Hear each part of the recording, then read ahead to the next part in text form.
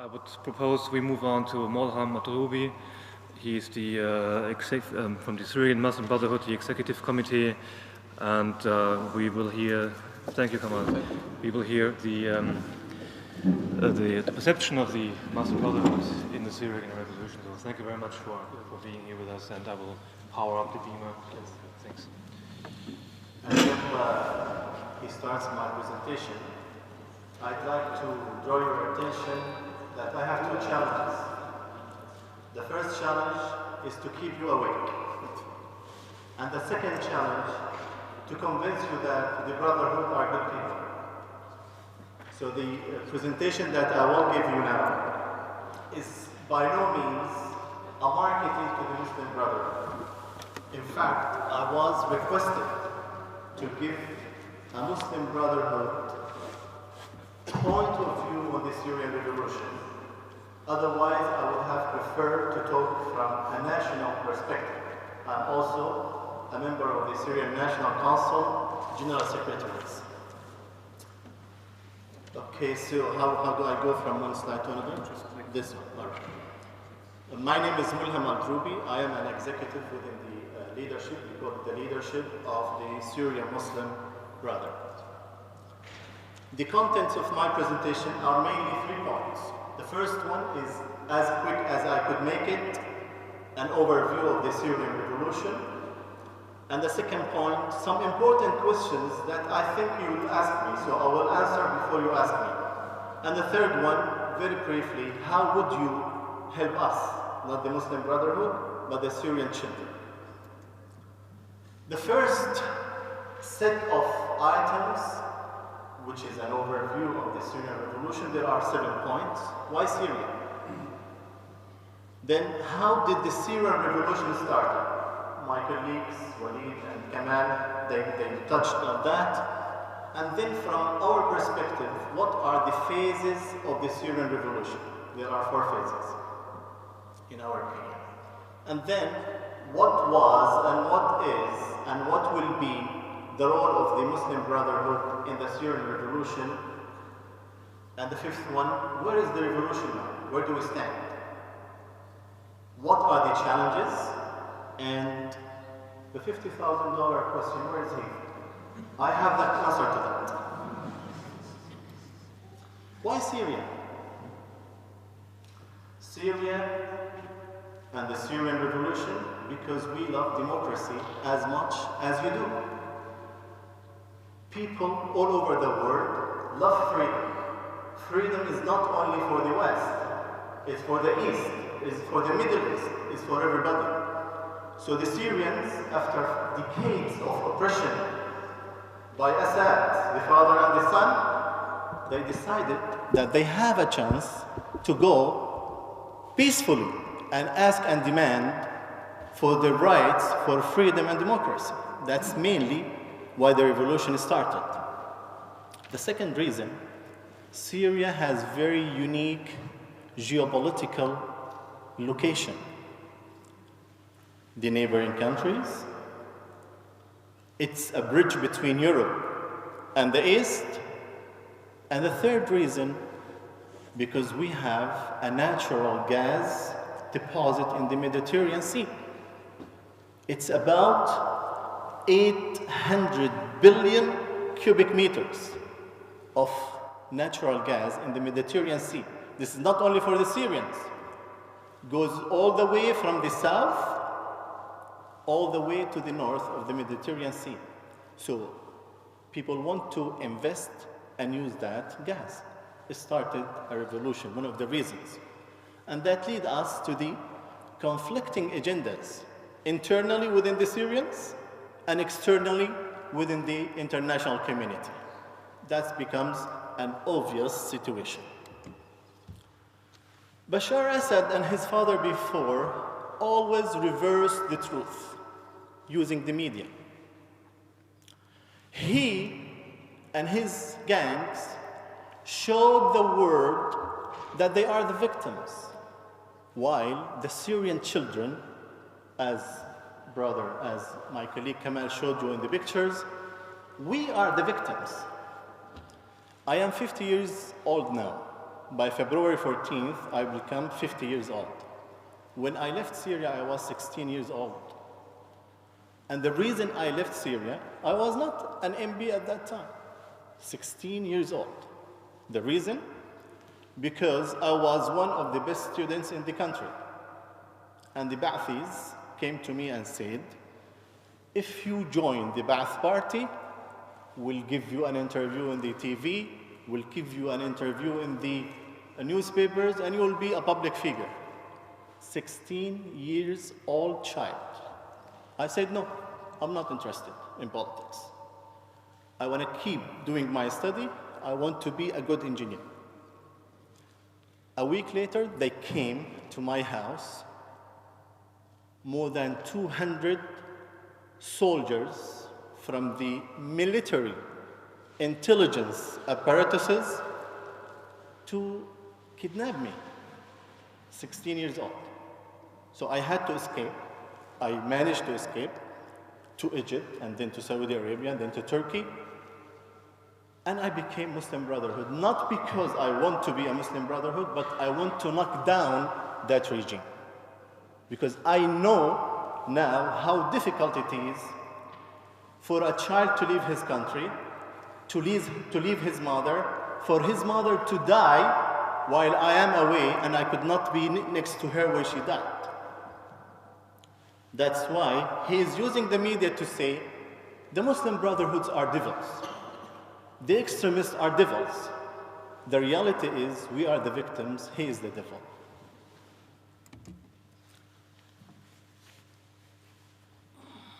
When the revolution started, everyone was taken by surprise, including myself, including all the Muslim Brotherhood leadership. We were in a meeting in January 10th, 2010, the Muslim Brotherhood leadership, and we were discussing, do you think there will be a revolution in Syria? Muslim Brotherhood executives. No one had a clue. They asked me, the leadership, to write something about what we can do, how can we manage if such a revolution started in Syria. So I wrote 5 pages on what we should do. So no one can claim, it is recorded now, no one claims, including the Muslim Brotherhood, that the revolution is started by him or her, or them.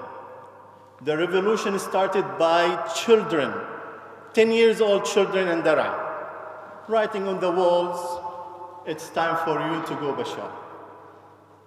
They captured him, they cut their hands and their fingers, and they requested their fathers to come and say, your children are gone. If you want more children, go sleep with your wives and get new children. And if you cannot make it, bring your wives here, we'll do it for you. Dara people are very Arab. They have very high dignity of themselves. They said, okay. They went back home, and the peaceful demonstration started. From Dara, peaceful demonstration started from Dara. They were shot at by live bullets. And this is how it erupted. It lasted for a year, peacefully. People were shot at on the streets. We were losing 10, 20 every day. For a year, we were patient, saying no violence. After a year, when they totally destroyed Homs, I am from Homs, when they totally destroyed Baba Amr, we got together as Muslim Brotherhood and we said, enough is enough. أذن للذين آمنوا أذن للذين ظلموا أذن للذين يقاتلون بأنهم ظلموا وأن الله على نصرهم لقدير. We said, it is our right to defend ourselves. And it is our obligation to defend those who were oppressed. And we said, from now on, we will help, we will support those who picked up the arms to defend themselves and defend their families. A year after the revolution started. The first conference In April 2011, I called for that conference. I invited people, Syrians, from all over the world. I personally, with 2 of my friends, financed that conference. No international community, no states, nobody. From my own pocket and 2 of my friends. I am sure of that. And we called them for a brainstorming session. What shall we do? Syria, it looks like we're going through difficult times. And in that conference, on April 27th, 2011, it is recorded in the media, I read the final statement. And among the 9 points that we mentioned, we told Bashar, go do a reform. If you do, we will consider you national hero. And we as Muslim Brotherhood, we will elect you. And if you don't, we will hold you responsible and accountable for all the consequences. Between April 27 and May 29th, 2011, where in May we had another conference in Antalya, 3,000 Syrians lost their lives. 3,000 Syrians were killed by Bashar al-Assad. In Antalya, we told him, I also read the statement, you have to step down. Step down, you can be a citizen. You want to leave Syria? Up to you. Delegate your responsibility to your deputy. We will start a free journey for Syrians. Everyone is equal. All people have all the rights, all the obligations, no discrimination against anybody. No answer. He continued in killing, and so on. So, after that, brave officers in the army who refused to kill their own people start to defect. And the colonel of the Free Syrian Army started at that time. The 4 phases in the Syrian revolution, as we see it, the first one is tashjia, encourage people. And the second one, tajmiya, consolidate. And the third one, takhliya, knock him out, struggle. And the fourth one has not started yet, tatbi'a, normalize. Let me give you some more details about that. In the tashjia, we need to encourage everyone, all Syrians, to go and ask for their freedom for a democratic state with no discrimination against anyone, and to enhance our performance and to enable and empower those who are doing that.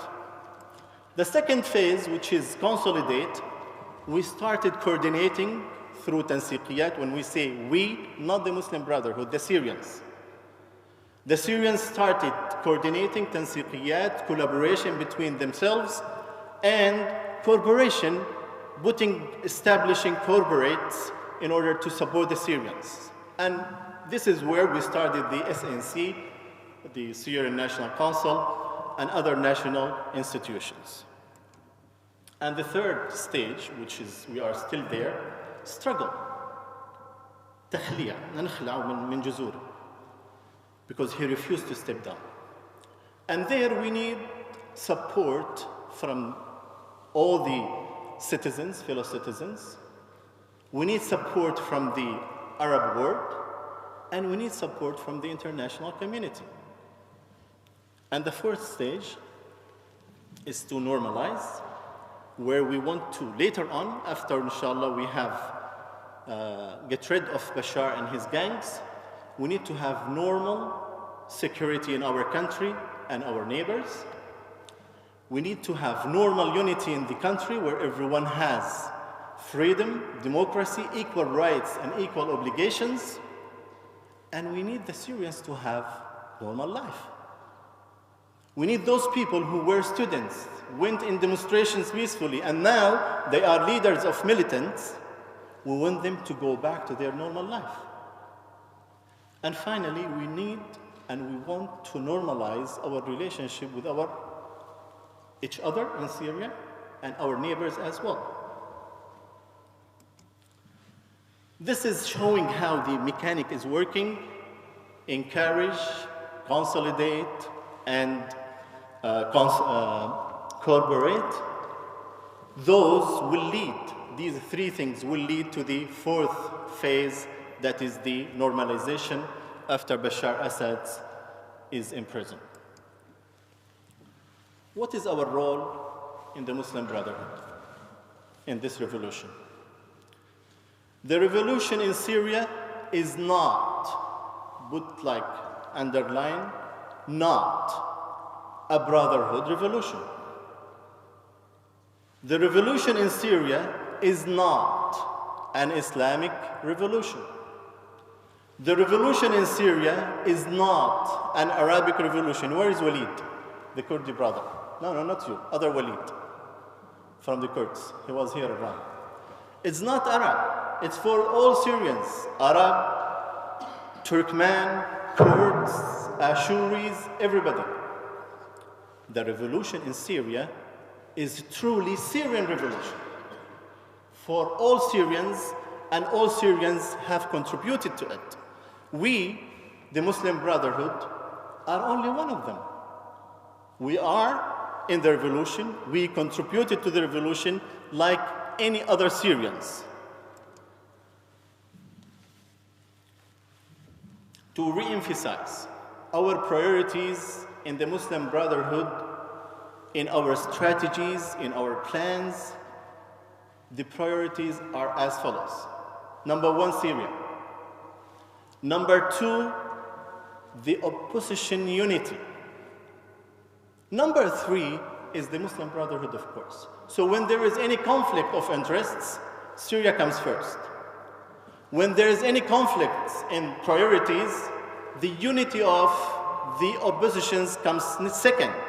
That's why we decided, and we did that many times, we took the back seats in the national institutions. Among our contribution, we were the first to call for the Istanbul on April 2011. The conference, we contributed to the national institution. I was among 5 people who established the Syrian National Council. We accepted to minimize our presence in the I'tilaf. We'll see. We'll see later. And we also contributed to the Free Syrian Army. We have one of the ministers in the interim government, and we keep contributing to any workshops that talks about Syria. Wherever that workshop is, any one of us, if he or she is invited for a workshop about Syria, we fly there, we go there, because we feel it is our obligation to do so. We supported financially and contributed to a workshop in Cairo in August 2011 for anti-sectarian ورشة تجريم الطائفية. And in there also we issued, together with our fellow citizens from Christianity, from Kurds, from Druze, from Alawite, a statement saying sectarian is a crime. To provoke sectarianism is a crime. The statement is on the YouTube. You can search Taifiyya Molham Droubi. You can hear that statement. And also, we supported all Syrians asking for help, any type of help, from equal distance. Now,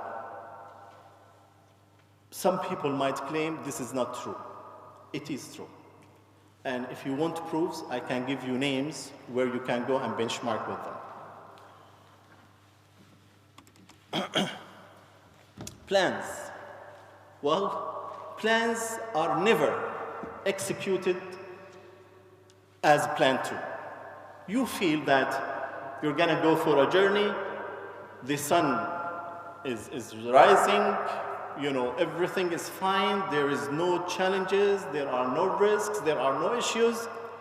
When you come to the reality to execute the plans, you will find different things. And this is exactly what happened to us. Where are we now?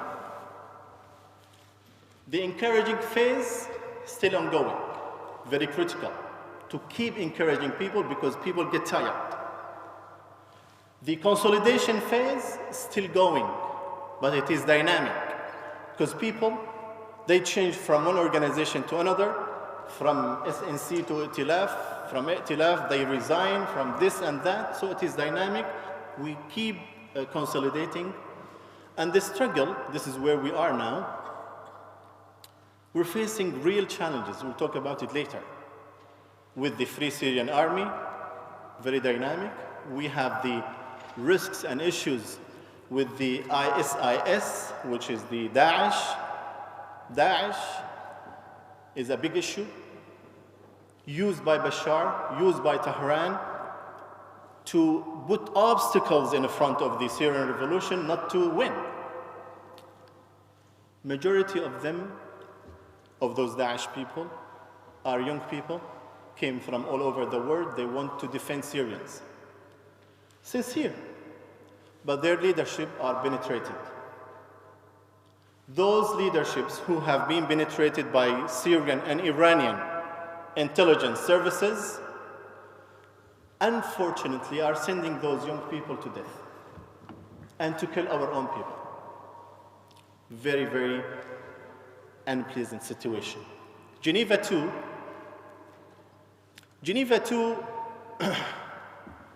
we as Muslim Brotherhood said we were not gonna participate, and we did not participate. Itilaf, they have decided to go. We wish him good luck. We wish them good luck. But we truly believe that's not gonna come with any output, with any outcome that will serve Syria. Shortly, it's gonna fail. Bashar and the Russians behind them are only buying time to kill more. But shortly, it's going to be very clear that it is a failure. And I hope I am wrong, by the way. I wish I am wrong, and I wish that Geneva II will produce something good for the Syrian people. Russia, I was among a delegation to visit Russia. The first delegation who visited Russia was me and my colleagues in June 2011. We met with Mr. Margilov, who said in the meeting, he opened the meeting by saying, Russians have only one friend in Syria. I said, oh my God, he's gonna say Bashar. But he said, Syrian people. We were very pleased. In 3 years, Margilov and the Russian politicians, they proved to be liars. They are goddamn liars. They said, we're not gonna sell and send arms to Bashar. For 3 years, they were sending arms. Bashar Assad is using those arms to kill our children. They could have stopped that.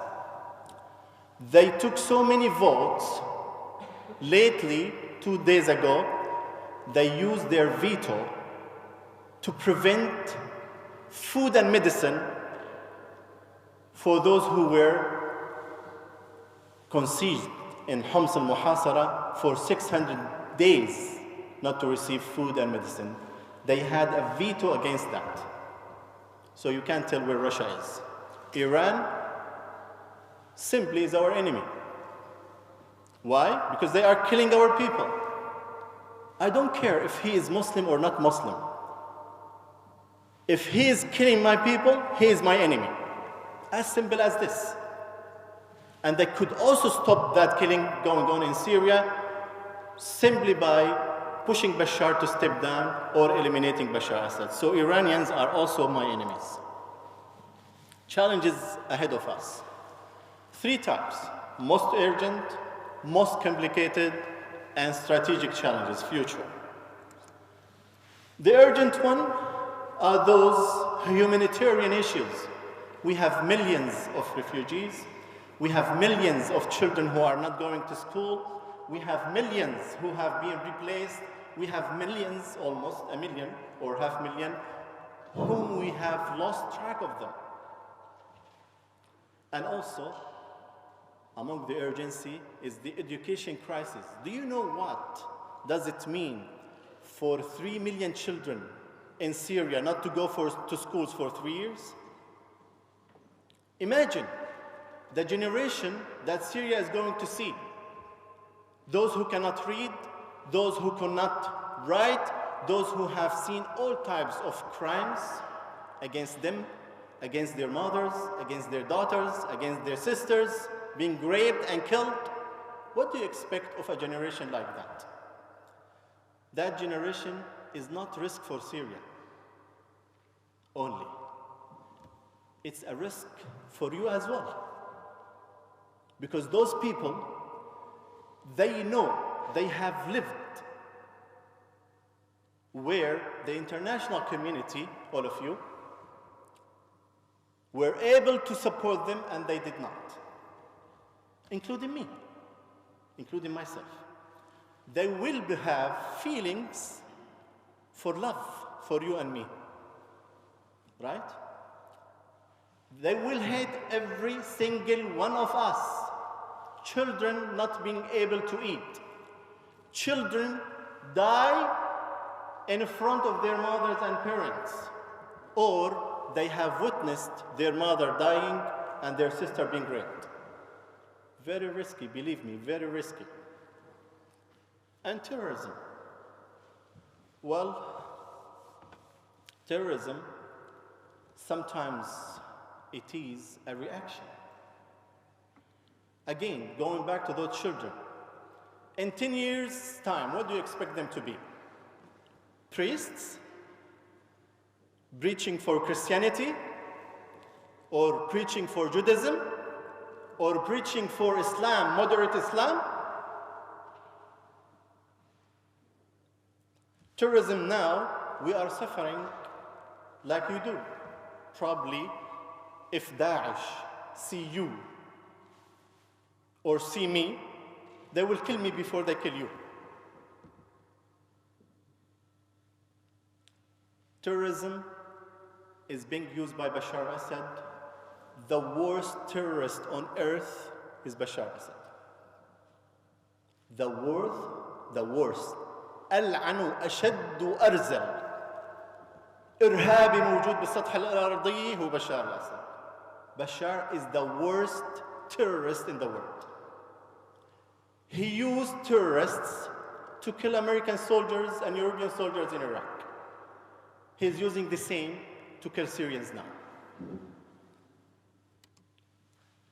Some statistics. Every 12 minutes, a Syrian died. So by the moment I started my presentation, 2 Syrians had died so far. Every 30 minutes, a man dies. Every 45 minutes, a woman gets raped or dies. You can find those statistics. I don't have to waste your time. By the end of 2011, 11,000 Syrians were killed, our heroes.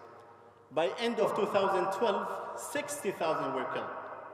End of 2013, 100,000 have killed. As of yesterday, 200,000 were killed. Imagine what's going to happen in 5 years' time. Massacres with cold steel, by knives يعني, بالسكاكين. There are 20 incidents like that. 2,885 human beings were slaughtered by knives, by Bashar al-Assad and his gangs. This is a distribution over Syrian map. The very and most complicated challenge is actually not what I have said. The most complicated challenges are the international community disunity. What so-called friends of Syria, of Syrian people, they keep telling me and us and Walid and Kamal, get united, get united. Well, you get united first. Because we are not united because of your political money. They have different agendas because every single country, they look to Syria from their national security and from their national income. National income, Russians, they have long-term contracts with Bashar al-Assad for the natural gas in the Mediterranean Sea. United States is worried about nothing but the chemical weapons. My blood has no value. My children being slaughtered, not important. National security. And also, these complicated issues and risks and challenges will lead to dysfunctional and divided Syria, unfortunately. This international community, disunity, have magic. They can make a no with a few dollars to become yes. We have tens of incidents like that. We've seen people saying no, no, no, no. And overnight, he becomes saying yes. Yo, no, this is very important. This is intelligent. This is very... We know why. We know why. Strategic challenges for future Syria. And mainly, that is the normalization phase, where post-war activities, rehabilitation need to take place. Dealing with existing officers. What are we going to do with 400,000 officers and soldiers? And similar number from the intelligence apparatuses. A challenge, very strategic challenge. And also, make national institutions really national institutions. Because now it's not. It is with the hands of certain people only. And also, we need to develop the country. We need to rebuild the country. And I'd like you to take the message to everybody here that if you help us today, we're gonna look at contracts in the future to rebuild country in more positive way. Those who help us today will have an edge in the contracts to rebuild our country in the future. Education, as we mentioned earlier, and also international relations. $50,000 question. Syria, where is it going to? What is the future of Syria? The answer is unclear. Correct answer? 50,000. The future of Syria is unclear. Depends on many factors, internal and external. Internal within the Syrians and external within the international community. But mainly we have two options. There is no third option. The first one is we're gonna have a united, free, democratic country. This is what we love to have.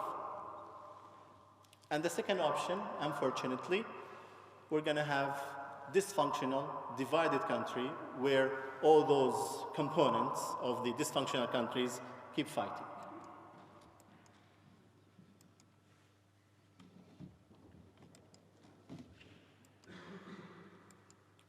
I don't know what I did, but yeah, I think we are on the same page. A united, free, democratic Syria can only happen in two ways. If the Russians and Iranians agreed and decided to drop Bashar by pushing him to step down or by eliminating him. And they have their ways to do that. In 5 minutes, they can do that. I'm late, huh? 2 more minutes? Right. Or by foreign intervention to Syria. What we would love to see, we would love to see a free country. I'm going to skip this because I don't have too much time. Well, those important questions, we'll leave them for you. You ask me, I'll answer because my time is over.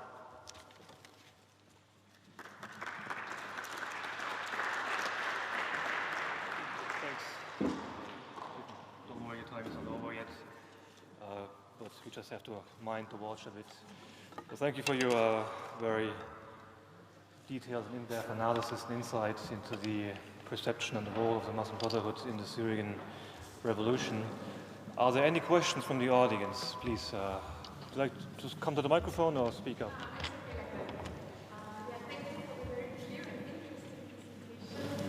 My question is again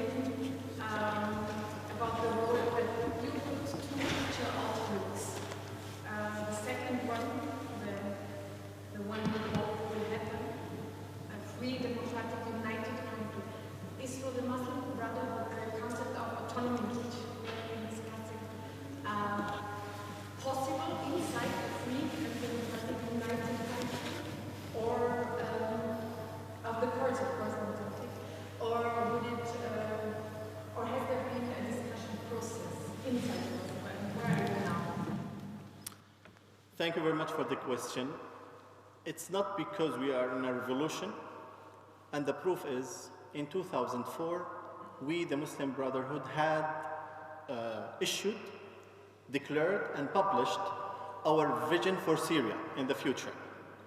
And in that we said, our vision is not to have an Islamic state, rather we want to have a civil state, where all Syrians are equal, have same rights, have same obligations and duties, regardless of their religion, their race, their mazhab, and their gender. All are equals, they have the same rights, they have the same obligations. And that, of course, includes our brothers, the Kurds. Does it mean yes to autonomy? Autonomy not mean to break apart the country. Yes to autonomy or no? Syria has to be united, has to be kept united.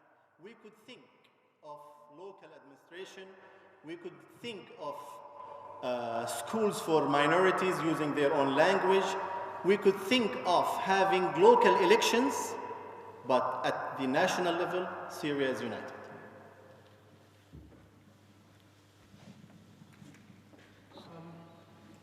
Thank you for the excellent presentation, first of all.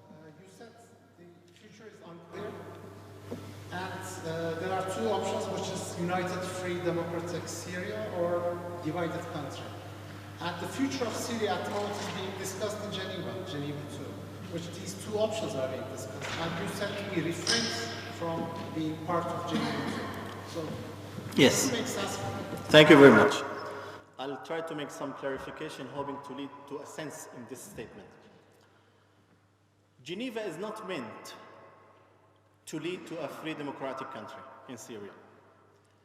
Geneva is meant to prolong the crisis in Syria, to give Bashar more time to kill more people, to reach to June 2014, where there is a presidential elections in Syria, where Bashar Assad could say, okay, now we have elections, let's run elections.